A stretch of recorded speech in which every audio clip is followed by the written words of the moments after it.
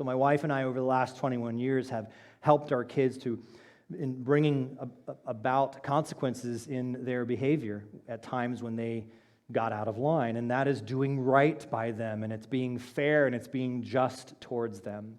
At the same time, is my only role as a parent to bring down the hammer of justice?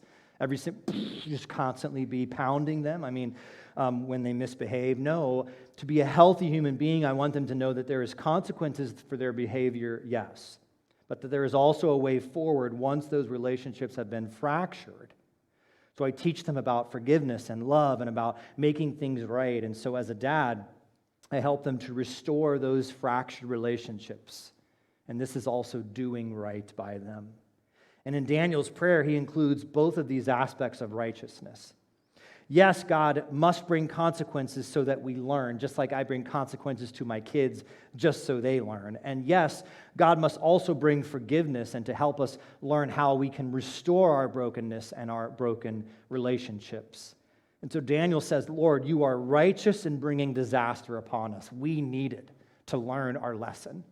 My people needed to learn our lesson. But Lord, you are also righteous to forgive. And Lord, you are also righteous to love.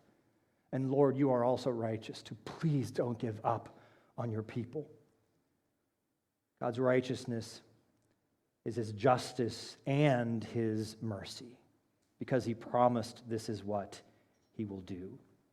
And it is this rich view of God's righteousness that helps us to shape Daniel's prayer and understanding of God. And so Daniel humbles himself and includes himself in this prayer, and he uses this word we, even though we could say he wasn't really to blame. And he says, we have sinned and we have failed you, O God. I have contributed to this sin as well, he says, but in other ways. So how do you know if someone has truly grasped God's righteousness? I think they're humble. It's a person who never sees himself as better as someone else, but yet it's someone who uses the word we.